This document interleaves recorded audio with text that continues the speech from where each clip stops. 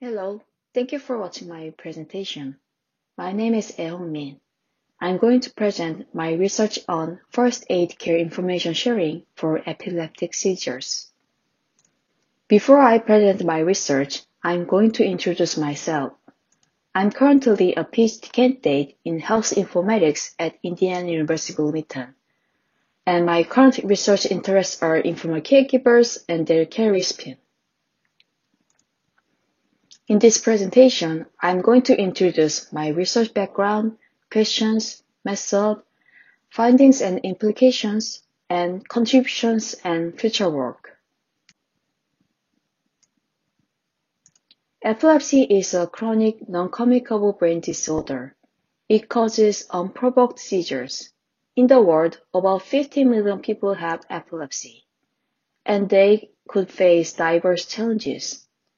I focus on having seizures in uncontrolled situations without their primary caregivers. Considering that kind of situations, I think other people around people with epilepsy can provide help, and they can be informal and temporary caregivers. So primary informal caregivers are often parents and have the main responsibility to take care of people with epilepsy. Especially when they are children and not independent. And secondary caregivers are people who personally know people with epilepsy. They can provide care sometimes, but they might have less knowledge, less responsibilities of the epilepsy care. And bystanders are unknown random people. They can be anyone around people with epilepsy in public areas. Well, obviously, they might don't know how to deal with seizures, and then also they don't know about anything about the people with epilepsy, and of course, no responsibility. So based on these ideas and concepts, I developed three research questions. First, it is about the challenges when they have seizures at different places. And second, it is about the coping strategies. And third, it is about the way to inform the bystanders about the first aid care information. So with these questions, my research aimed to identify future design implications to support effective information sharing and communications for seizure response. So we conducted 3 focus group interviews with 11 participants and followed with 10 participants. We asked open-ended questions about seizure triggers, coping strategies, first aid care, and so on. Then we analyzed the data through the thematic analysis. So what we found was we identified 4 places where people with epilepsy have differently experienced the seizures and coping strategies. First of all, for them, of course, their home is the most comfortable and safest place to manage epilepsy. And public areas, it can be stores, shops, parks. Mostly they're strangers, and our participants said that they feel uncertain and also worried about if they or their children have a seizures and cannot get help in those kind of places. Unlike CPR, they believe that the public don't know how to deal with seizures. They said that bystanders just called 911. Sometimes it's not necessary things, but still, however, it is difficult for them to share the information about the first aid care. Similarly, it is also difficult to share it with other people when they use the transportation.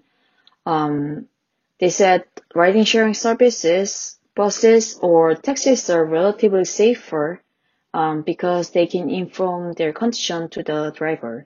However, some of them are not able to take those kind of transportation because of their living areas or their destinations.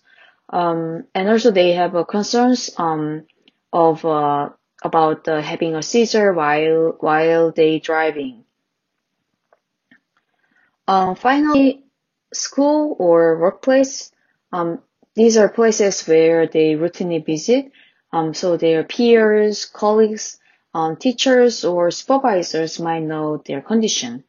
However, they also experience difficulties in sharing information because of the stigma or a lack of attentions or awareness. Sometimes there are some financial or policy issues. So based on these findings, we developed a framework regarding stakeholders around people with epilepsy and then also controllability of the information sharing and then first aid management for seizures. As you can see, the home is the most controllable area, but the public area is the most uncontrollable area. This means that the more public a place is, the more difficult it is to control information sharing and management procedures, and also to get proper help. And this table shows where each caregiver group is potentially available.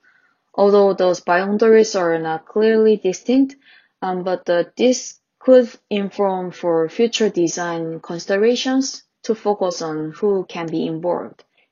Also, this table shows that if a place is more public, it would be more difficult to share information about their conditions and the first aid care, and also it is difficult to find the responsible person and get proper help. Also, depending on the place, different types of information are useful to be shared with other people. So we suggest different design implications for each place. In the public area, bystanders can be potential caregivers. So designing technological solutions should regard the concept of adult collaboration with the public. It should consider how to detect seizures and deliver information to the public quickly. And also how to increase their awareness is important too. When they use transportation, other drivers and passengers can be potential caregivers. So future technologies can be designed to find the person in charge in transportation and then find a way to effectively share the information with them. Finally, at workplaces and schools, peers, colleagues, teachers, or supervisors can be potential secondary caregivers. They can have more chances to get the education in advance, so it should be also considered. But the technologies also consider their burdens from the information and then additional responsibility. So and also there could be a stigma, so stigma should be considered. So there may be more organizational or governmental level of approaches might be needed.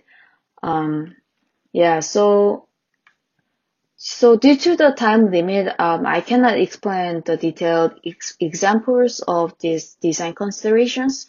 So please find them in my paper.